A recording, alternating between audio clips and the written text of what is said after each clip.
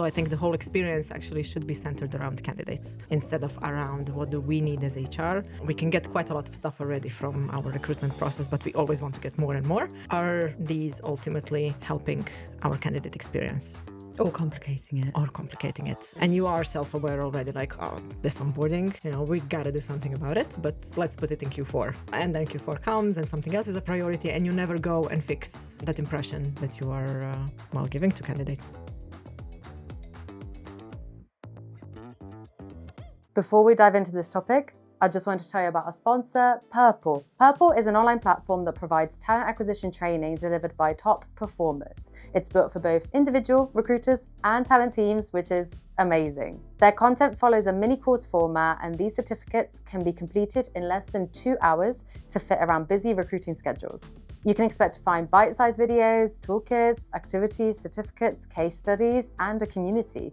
Their platform is for anyone in the TA industry, whether you're junior, mid, or even at senior level.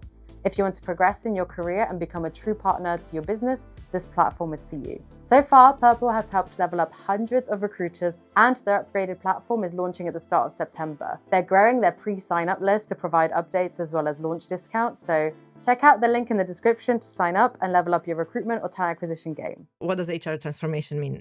I think it sounds maybe more fancy than it actually is, especially on the market and how people perceive it and how they look for those roles. But what I mean by transforming HR is kind of taking a holistic look at it, seeing what might have gone wrong there in HR processes, but also how HR departments are perceived by the business, and then trying to optimize that. So when you say you're doing an HR transformation, that can be something like implementing new tools, especially in your area, right? Something goes wrong in recruitment. You're not getting enough candidates, or you are not getting them through stages fast enough. So you start thinking about new tools. That can be one way of transforming, digitally transforming, but also maybe just taking a holistic look over your candidate journey and how that turns into employee journey. And if there is a nice flow to that, and if it's kind of authentic to you as a company, that can also be a part of we can call that as well HR transformation. And how do you even begin to look? Because I can think of a million problems in HR and recruitment. So how do you even begin as like a consultant? Or you come into companies and you just talk to people. I think there is quite a lot of power in doing this research. And that's why I'm also a bit product-led in HR, to call it like that. I really like to do this research stage of understanding what is happening in the company, doing a bit of an audit, let's say. I was lucky to actually work in end-to-end HR, so from recruitment to operations to talent development, really like all things operationally. And that was intense, but it was also a great experience because you really dive into operational problems. And I've kind of started specializing into taking this holistic view of HR and how it all links together. So let's say you come as a consultant in a company, you would just talk to a bunch of different people, different seniority, different roles, and so on, and kind of let them guide you through how they interact with HR, or how they interact with HR processes, how they interact with HR tools. And you get a lot of... It comes out. Maybe you have an example of something already in your mind, but it often comes out, especially the things that maybe don't work well. If we talk about recruitment, why aren't our candidates getting through stages that we want them to be in after they have spent, 30 days in our pipeline? Then you try to identify patterns and you dig into, okay, what are our recruiters doing that this is happening? What are our hiring managers doing that this is happening? And when you identify those pain points, you kind of, let's say, zoom out a bit to see, to get a full picture of it. And then you can drive improvements. With that in mind, for example, like the time to hire, 30 days. Yeah. Don't know if you can elaborate on that. I'd be curious to know, like, what if you saw any trends, for example, if it was more on the hiring manager or if it was more on the recruiter's ability, or like sometimes vacation comes into play from the candidate, manager, recruiter, hence it delays, particularly in the summer. Just curious if you had some findings with that. Yeah. I think, of course, there is no one problem that you can point out, and it's different in every company. But very often recruitment is an entry position in the like in your career, right? It's your starting point. And then very often recruiters don't really get a lot of training, or maybe don't feel empowered to, you know, go against hiring managers who have been in the company maybe for, I don't know, 10, 20 years and so on. Yeah. So they do hold themselves a bit, I don't know, in the back. Yeah, there's this maybe struggle with talent acquisitions teams to maybe even understand how the whole pipeline should look like, especially if you are driven by numbers and if you are assessed on numbers and you just need to bring someone in, you kind of just focus on small little parts of the process, but don't really look at the whole picture. For example, if you have sourcers, right? And then would you also split recruitment roles into someone who is doing first interview, but then you have a senior recruiter doing the third interview? And maybe very often those people don't align if the team is not maybe set up in a right way, or there is some, I don't know, baggage in the organization. I think very often all these people involved in the hiring process miss that alignment. Like shared goal, what do we want to achieve, and kind of working towards getting there. And then, I mean, we in HR do love to complicate. We love HR, really.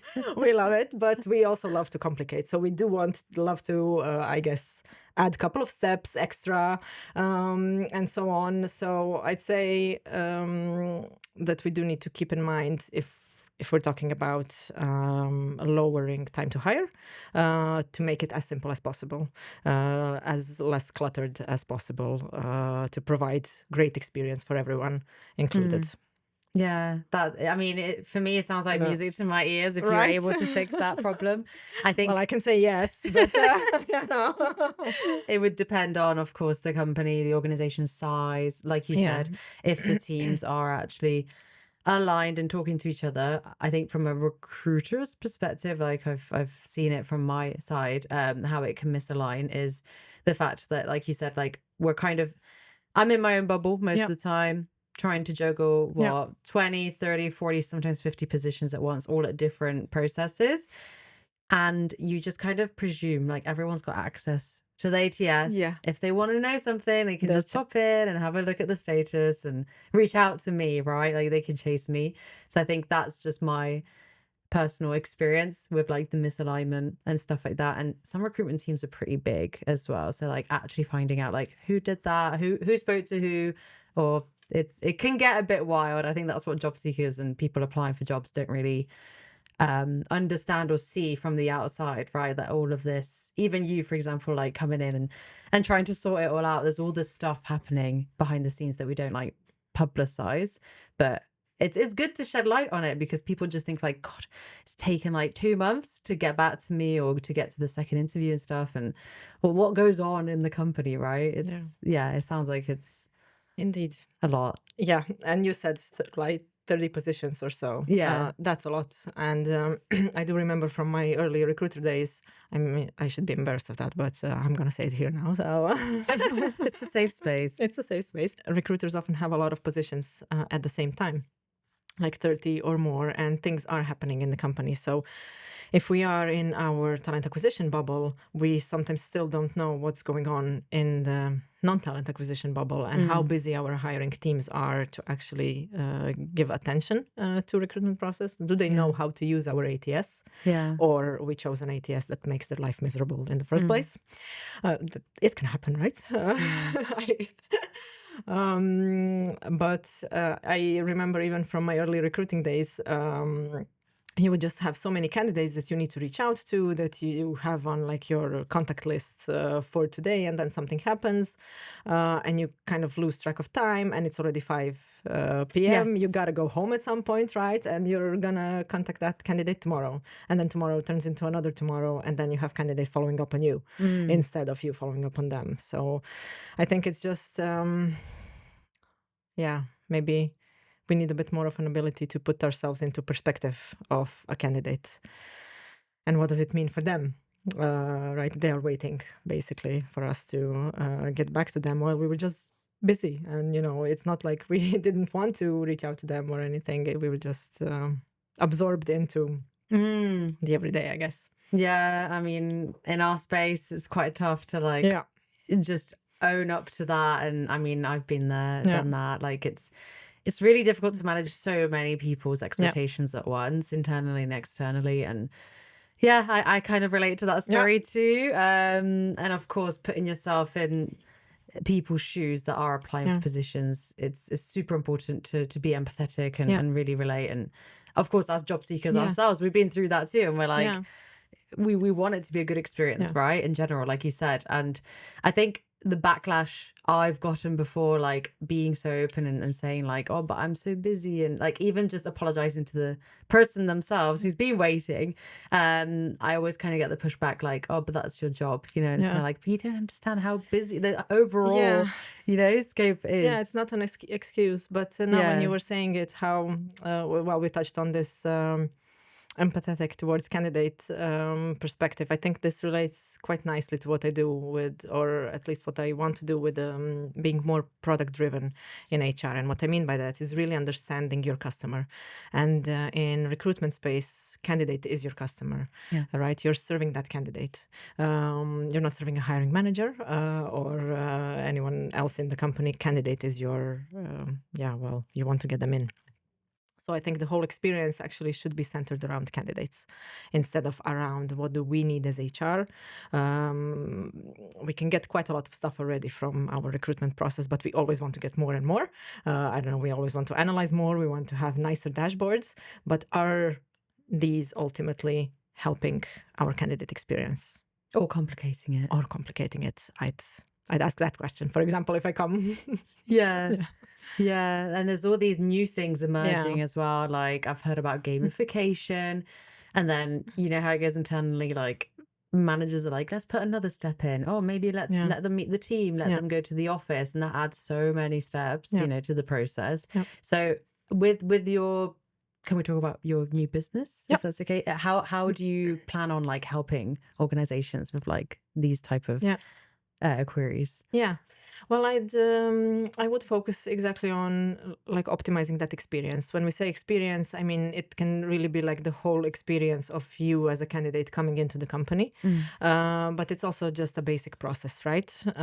It's when we say experience, it sounds very fluffy, but it is, right? How is your process set up? Does everyone in that process know what they need to do? Is it optimized in a way that it's very time efficient, that we can really, if we are struggling, I don't know, maybe you can tell me more about the market today, but if we are struggling with getting candidates in, then we need to make it easy for ourselves to actually be able to get them in, not to lose them on the way, and for them not to accept other jobs and things like that. So I would do this process audit, basically, to see, okay, are you set up in a correct and efficient way? Do you get relevant data out of your recruitment process that helps you drive business decisions? But also, do you have the right technology that can support you on that journey? Right? We don't want you doing interview scorecards in Excel or over email. Or not do them at all. Or not doing them at all. Yeah. And I think what's amazing that you're doing is like, HR and recruitment is sometimes the first place or step that a person learns about the company. Like we are the brand ambassadors of the company. So like if, I just think, it's the first impression as well, right? With the onboarding and stuff. Like if it's crap, then like you said, we are going to lose people. So like actually having this audit, self-assessment, self-realization, like shit, we need to get our stuff together. We need to improve and optimize. I think it's a really clever like business model that you have. Oh, thank you. Thanks. I really appreciate it.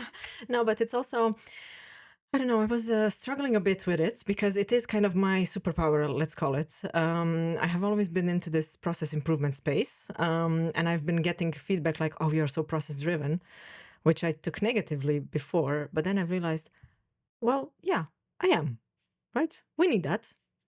This world needs that. Let's try to do that, because there isn't, I think, a lot of people, especially in HR, when you go into HR, you want to do the fun stuff. you don't really want to map processes out and improve them and try to optimize them and go into audits and technology.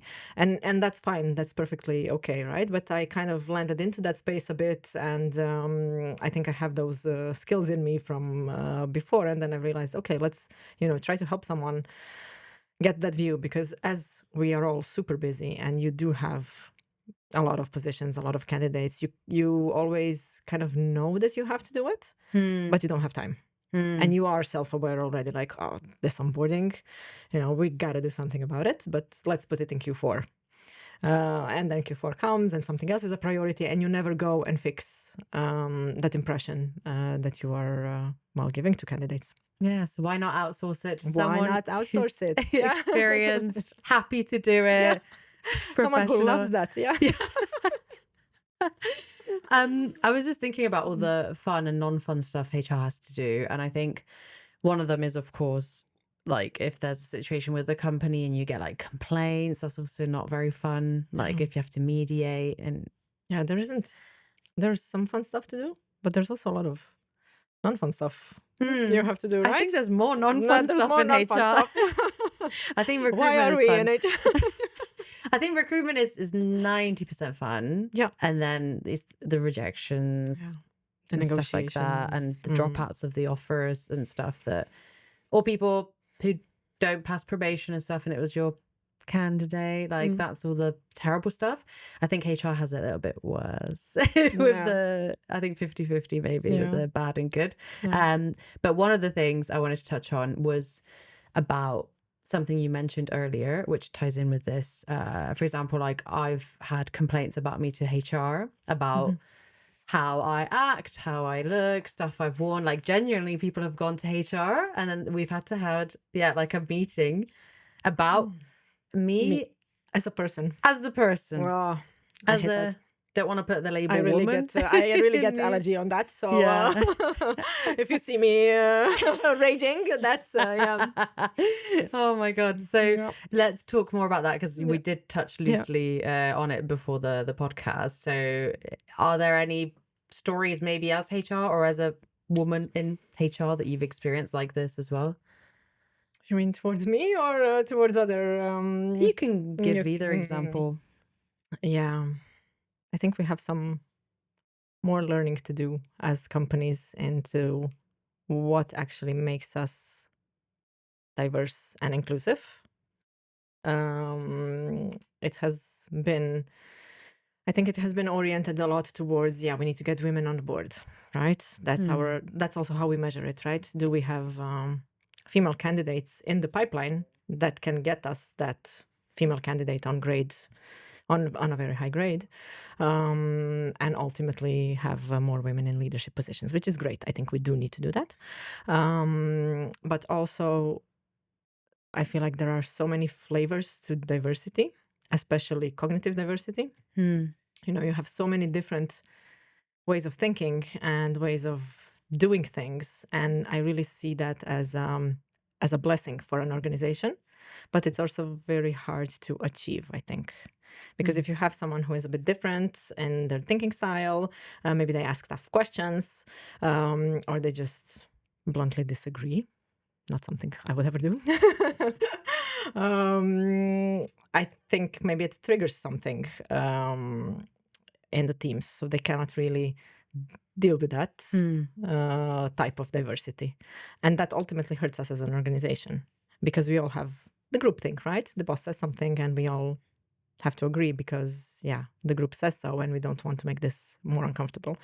And I've seen a lot of people go through that, right? Where they are afraid to ask questions or to just say, hey, guys or girls, we're not doing this right. We should do this differently.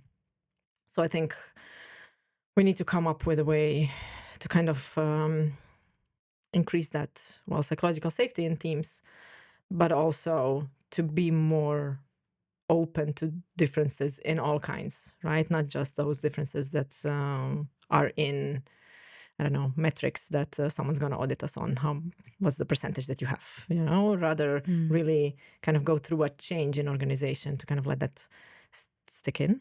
Yeah. Right? Yeah, and I don't know, maybe I went too conceptual, but no, that's great. No, and I relate. You were saying some examples, and it's tough. Sometimes I think to myself still, I think maybe a bit of trauma from previous Yeah. employers when Yeah. they said like, you're too loud or this and that, or I got complaints. Oh, you're as well. I'm too loud as well. I should tone it down. Yeah? Yeah, I'm too loud. I should tone it down. Yeah, but that's wild feedback to get. Right? Like, well, I'm sorry, but this is my personality yeah. since age 4. So, you know. Yeah. Or maybe I'm hard of hearing. I don't know. And I need to yell. Can't hear myself think. So I really relate to that. And that does, even though I am confident and I'm quite outspoken, sometimes I feel like, am I overdoing it? Yeah. Like, and sometimes I hold back in meetings and I just kind of, I'm like, I talk too much. Yeah. I want someone else to take the stage and ask questions because it's always me. And then there's that thought of, am I asking too much? Like, do I probe too much? But then, like you said, I'm also neurodivergent and I can't have like vagueness. I need to know everything about that statement or that question or that like new process that we're doing. So I will ask maybe in private to my boss, like, what did you exactly mean by that? Did you mean this or this? So I think for anyone listening, it can like listen to us, like it can be a bit daunting, but I think it's still important. I think it's still important to just own your shit, be authentic at work, be yourself, even if you get feedback or if you get like I did, stuff sent to HR about how you act or how you look. It is hard, right? And I understand where it's coming from. And especially you say, right, you are neurodivergent. And I think there is so much beauty in that you can get so many different perspectives and you can learn so many things from people who are neurodivergent. Yeah. I also do understand that it's maybe hard to measure impact on the business directly. So you don't really... it's nice. It's something that's, we should do it, right? It's good to do. But we need to find out a way how to be able to prove its value. Because ultimately, there needs to be business value. Yeah. And I think maybe there's research that I didn't read about that. So someone already did that. Yeah. But, And also something you touched on earlier was the differences as well, being a parent in the workplace, right? Like the stigmas. I think that was really interesting how you framed it. If you want to... How did I frame it? Remind me. No, so being like a mother versus being a father in the workplace. Yeah, it's funny. I wasn't really paying attention to that. I have 2 kids. They're quite small, young still, 5 and 3.5. So I've had them quite close to each other, which was very tough for a period of time. But hey, we're here alive. It worked out well, but I don't think people maybe mean wrong or they have bad intentions. But there are sometimes questions that you would get like, oh, but why aren't they in daycare type of thing? Well, because I don't want them in daycare all the time, right? I do want to be a parent as well.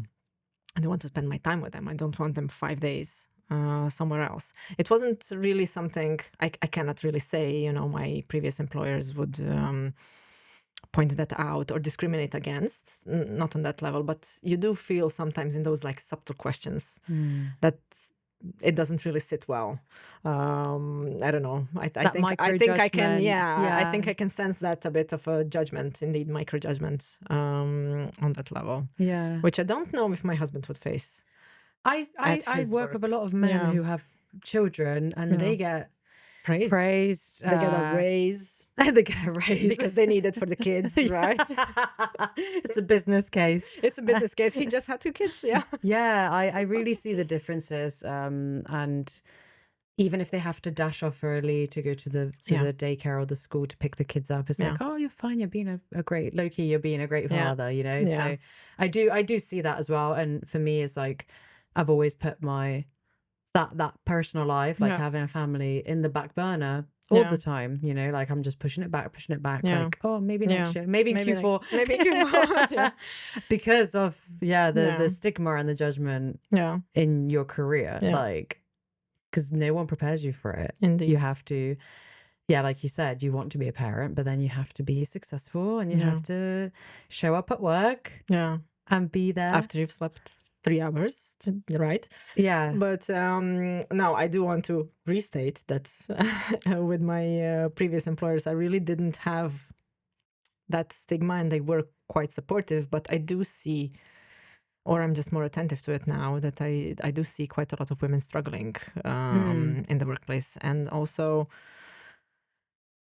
if there is an opportunity to kind of volunteer for a promotion or get yourself promoted, I think women would think twice before applying for that, because there is already so much that you kind of are expected to do on all fronts.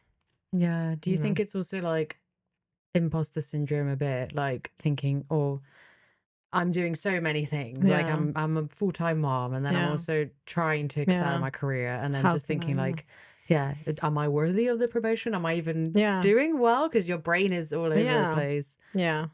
It's funny. I don't know how we will, but I'll just say it. But it's funny, when I had my first child, that was still in Croatia, and I was with, I had one colleague in the team, and we were like really equal. I went on maternity leave. And then he still is my good friend. So I think he might actually even be listening to this. So love that. Hello. But how it's all set up in a society was that when I came back from maternity leave and I was complaining to him, like, I mean, I also, I want a raise, I want a promotion, and so on. And what I got back from him was, well, you were just on maternity leave, what do you want? So I was like, okay, that's how it works. Okay. Yeah. But he has grown. So no, so then there's that stigma of being physically not present. So you're immediately put back. Yeah. Oh. Yeah. You didn't know about that? No. Yeah, so that happens. That's horrible. Yeah, you kind of come back from maternity leave, and then when it's time for a performance review, you'll get something. That's taken into account. That's maybe taken in into the future, account, like with the whole kind of being inclusive and stuff, employers, maybe that gets abolished in the future. But for example, with another previous employer, most recent one, I did get, I was on my second maternity leave, and when I came back, I got promoted very soon. Oh. So, okay. There are different flavors. You can really land into great companies, but you can also land into companies that haven't figured this diversity thing out yet at all on a basic level, let alone on this next level. And how does it feel like being fresh out of maternity and getting promoted with all the new responsibility? And I think empowering. Yeah. And talking about being an empowered woman, you recently started your journey with public speaking at events, right? So how is that going for you? Well, I kind of dived head in. I think I do that. But when you start on your own, I was quite quiet, let's say, in public. I had a job, I had a family to raise, so I wasn't really even interested in that. But now I'm on this entrepreneurial journey, so I do need to put myself out there and just meet people and I guess get myself heard. So it was kind of a coincidence. I think they were just looking for a speaker, and then I was struggling. I wanted to suggest someone, but then I actually suggested me. So I was like, hey, you know what? I want to do this. So you kind of need to do that, right? If you want to, make connections, but also if you want to develop your business. So it takes quite a lot of, do we call it courage? Yeah.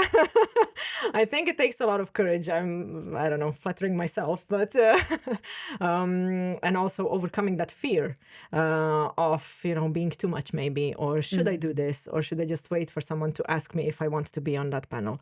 When is that going to happen? Never, right? So you do need to say, hey, I have something to say on this topic. I want to say something on this topic. So kind of start putting yourself out there. Yeah, especially if you're reading the criteria and you're like, yes, I know that. Yeah, I can talk about that. Yeah. Wait a minute. I should just do it. And how did it feel like bridging that gap then from like, okay, I'm going to do it. And then actually getting there and being like, oh, if it's really happening, I have to talk in front of people. Well, I think I've always had, I never had fear of public speaking. So I was also speaking at conferences back in the university and things like that. So I think that helped. I didn't have to overcome that part. I was struggling a bit as I was struggling before coming here. What do I have to say, right? Do I have anything to say? Or do I have anything valuable to say so that people will actually benefit from? I had to pep talk you to come. You were excited. And then yesterday you freaked out and you're like, what do I have to say? I was like, so much. So I freak out on those notes indeed. But I don't know if we want to call it an imposter syndrome. I don't think so. But it is, I do have that fear a bit, right? What if I just talk rubbish? But I think you kind of need to balance it out with, okay, what do I want to achieve? And then just work towards it. I might fail once miserably, but I'll deal with that when it happens. How did you prepare for the public speaking? You didn't? No. So on that panel, I think on that panel it was just me. Authentic you. Authentic me. Yeah, I was quite happy with how that played out. Well, of course, Nasty and Erica did a great job in preparing questions. You, of course, know what you're going to talk about, so you can think about it, right? You can think about the topics, but it's not really scripted. So it's, you just discuss a bit what you bring, what do you want to touch upon. But then it was so natural in the flow of people there that it just felt so good to share all these things that we didn't even talk about that can come out with other lady on the panel as well, right? She shared her burnout story. Then I was like, I went on burnout as well. Let me share that with 100 people in this room. Such a personal story. Indeed, but I think it's also a mix of where you are speaking. What comes out and who you're talking to. I think what majority of people get, even uni students, for example, who are like starting their internships and have to do presentations and stuff. And what I used to get was mind blank. So I would know, like, if you asked me that question at lunchtime or during a coffee, I can talk about that the whole day. But I think when it's with a microphone in front of 50, 60, 70 people, because it was quite a big group when you were doing it. I was in the audience as well. I think I was in the front row. Row one, Pressure. I just think, most people would just blank, right? So did you have that? And if you did, like, how did you overcome it? I don't think I did. Of course, I was nervous a bit. It was so hot in that room. Always gets hot when you're scared. And you have to wear a blazer, be all professional. But okay, we overcame that.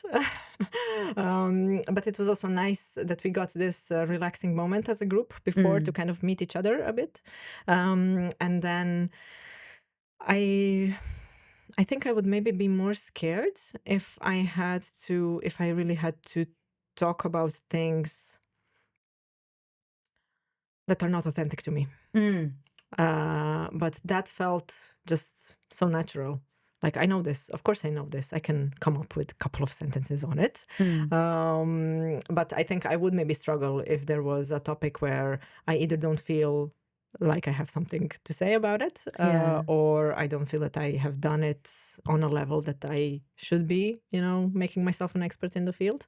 So I think if I go on this public speaking journey, or if I continue it, I will definitely do it kind of dosed, right? Where I can actually add value, rather than just anywhere and everywhere, because I really don't want that. I don't think that I'm an expert in a lot of stuff, but there is some things that I do have something to say on. So, I think it's really brave, and I think it's really, like you keep saying, like empowering and powerful that you just went for it and yeah, okay, you can know a lot about something, but if you don't feel like you're an expert on it, that could hold you back from doing presentations or public speaking or even on social media, right? Like just having a voice, talking about certain topics. Or and I think social that's media.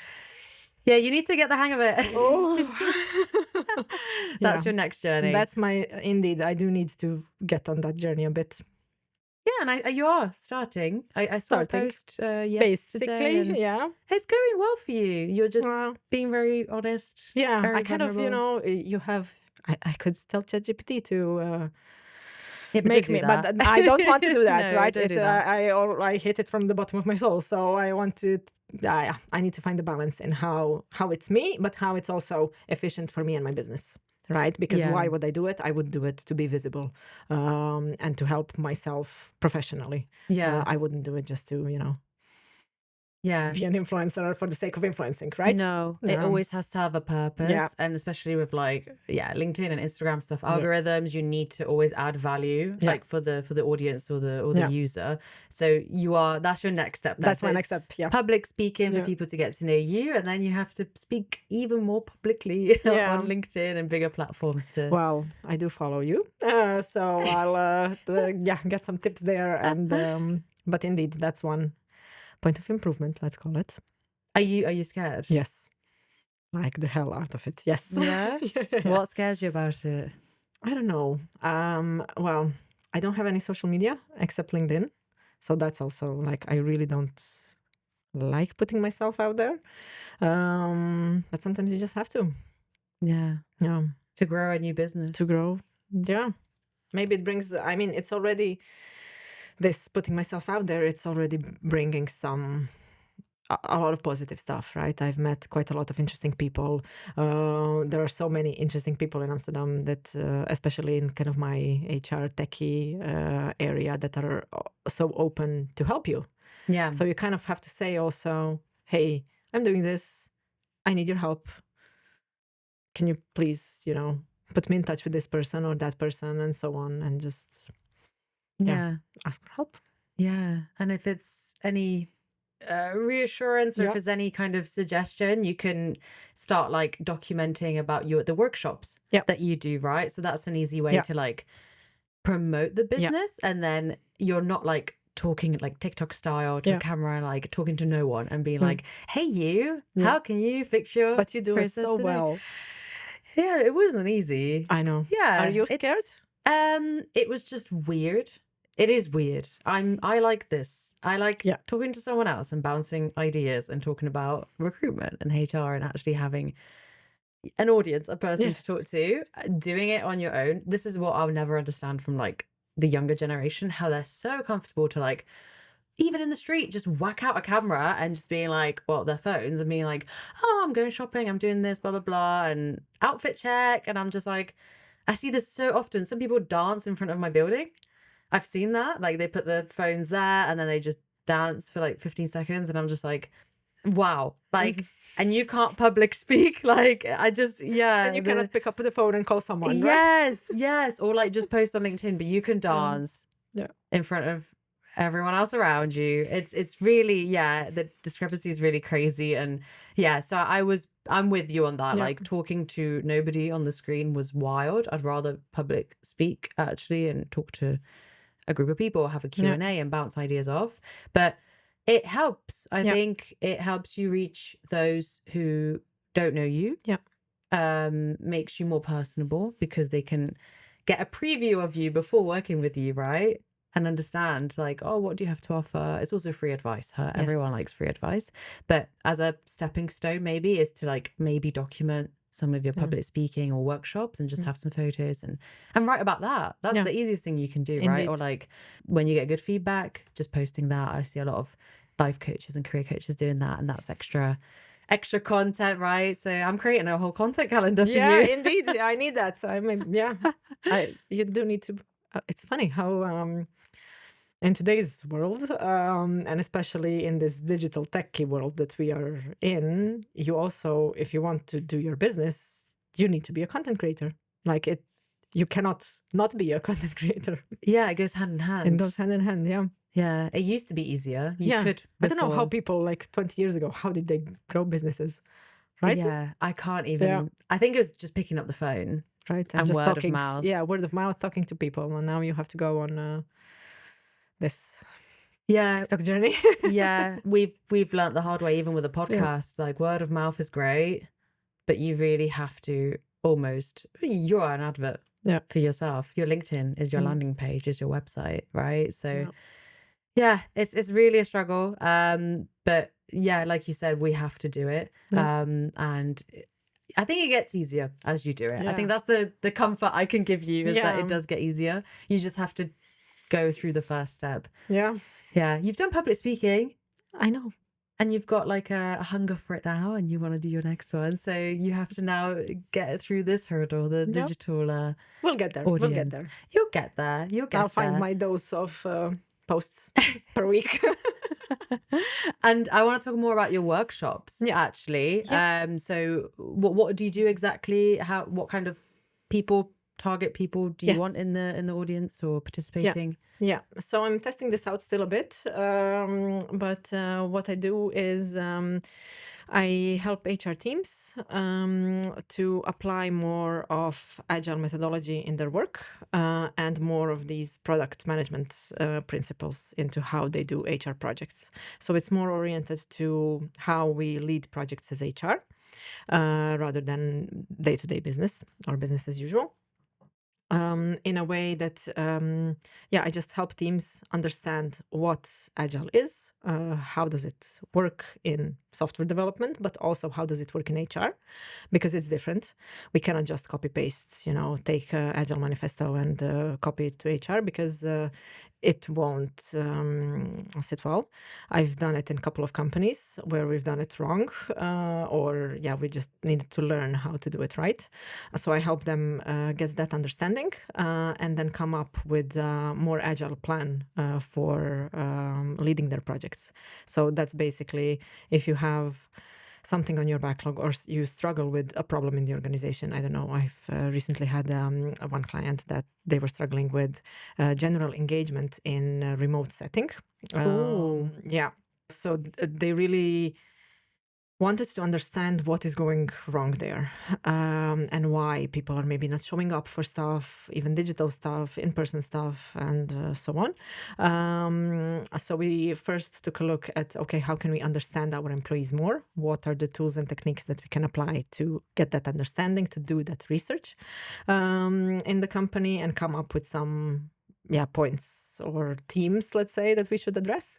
But then also afterwards, they came up with a bit of a project plan. Okay, how we are going to do this in the following couple of weeks, so that it doesn't stretch to Q4.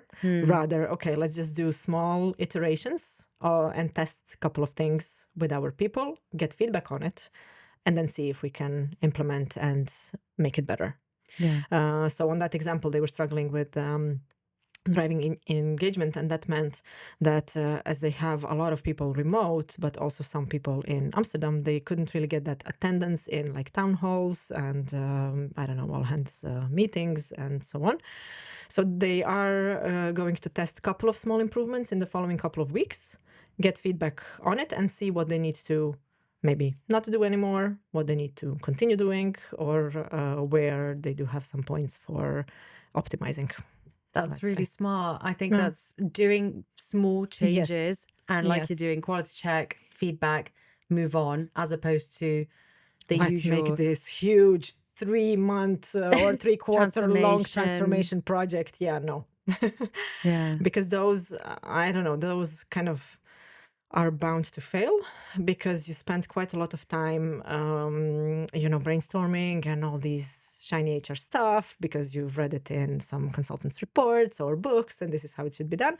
And then you spend all this manpower on rolling it out in the organization, and it starts failing on the change management, where people are like, what is this? Why do I need this? I don't need this. I didn't ask for this. This is something that HR is giving me. Rather, if you kind of include them in the journey of developing something, it is their, let's call it a product as well, or it's their project as well. So they are more bought into it because they've participated in designing it with you. and you are actually solving their problem, something that they've told you in interviews or in that research stage that they are lacking, and then you kind of help them address that. Yeah. Fun, right? Yeah, it sounds, you thrive off it and you have the answers. And I can just literally think of on the top of my head, like 10 companies that need help with like the remote workers, like engagement. Do you know what other workshops you'll give out in the future as well with the company? Yeah. So I'm oriented to this, how to go agile in HR on examples, real company examples. So this can be, you know, how do we work remote, but it can be many other things. So basically, I would want to be oriented to helping companies solve problems they're struggling with. And what I mean by that is they usually have some things that they know are not working. It's either engagement, or it's, I don't know, communication, or it's lack of talent development strategy, something in recruitment. Our time to hire is too long. Why is our time to hire too long? What can we do to do small improvements and test out how can we decrease it? So you're solving all of the shitty problems. Solving all of the problems, I don't think so, but I think it's more around understanding the underlying problems, because we often tend to kind of jump to solutions immediately. When something's not working, you know, oh yeah, that's a solution to that because, you know, it works like this. Someone else has done it like this, so let's just do it and then we will see. But we never kind of follow up.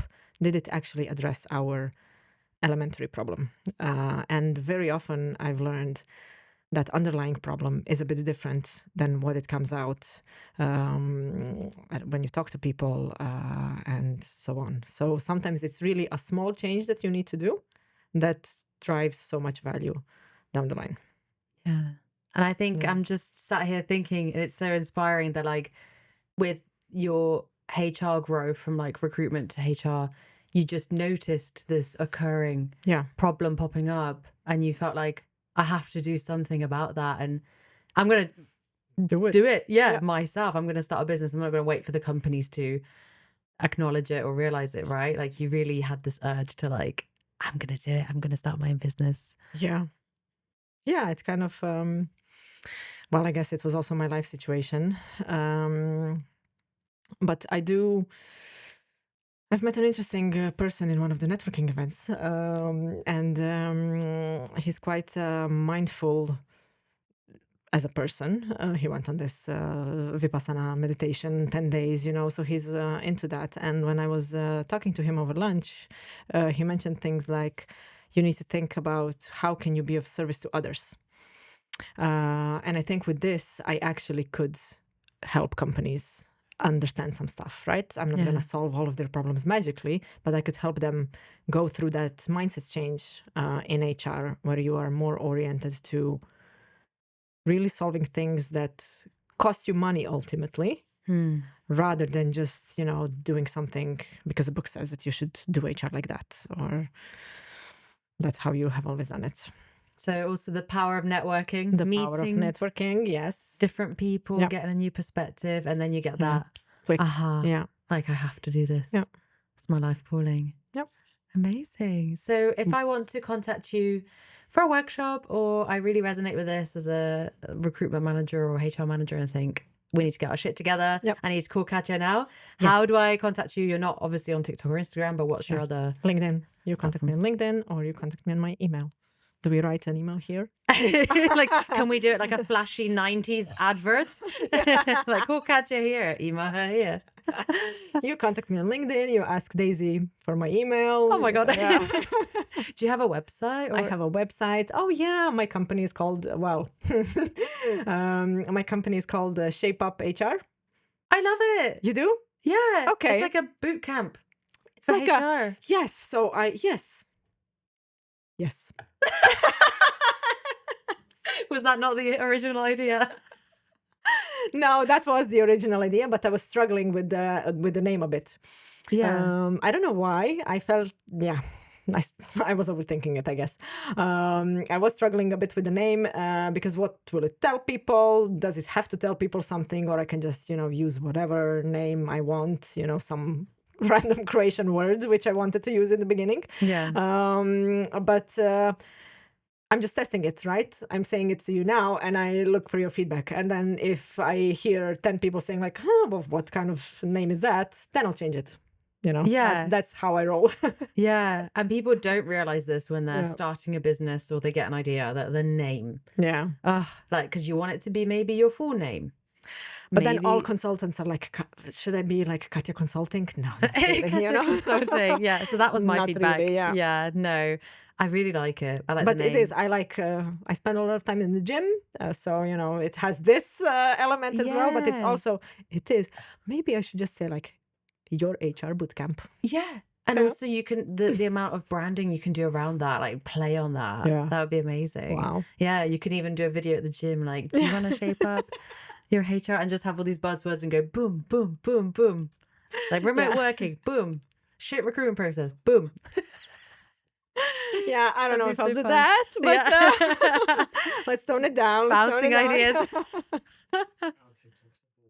Yes, that's how TikToks are born. Yeah, and that's that's true tip from a real TikToker.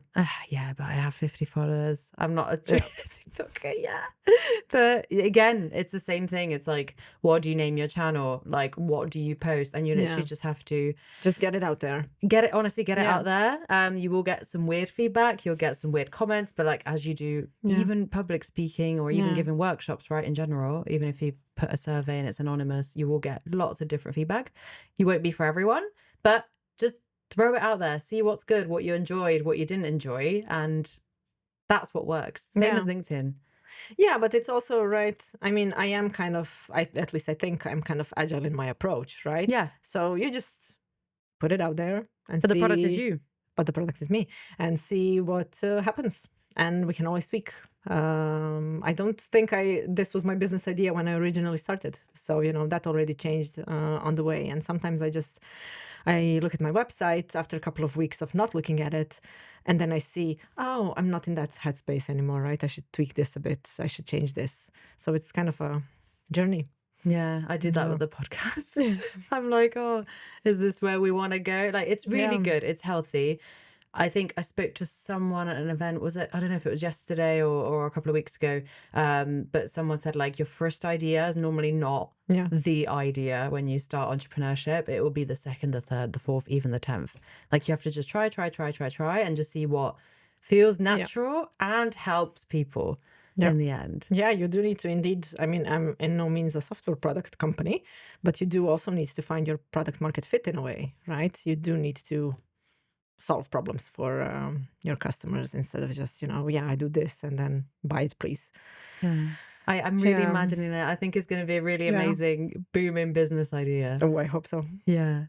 Katja, it was so amazing to have you here. Likewise. Conversation went a bit everywhere, but it was amazing. Thank you so much. Thank you.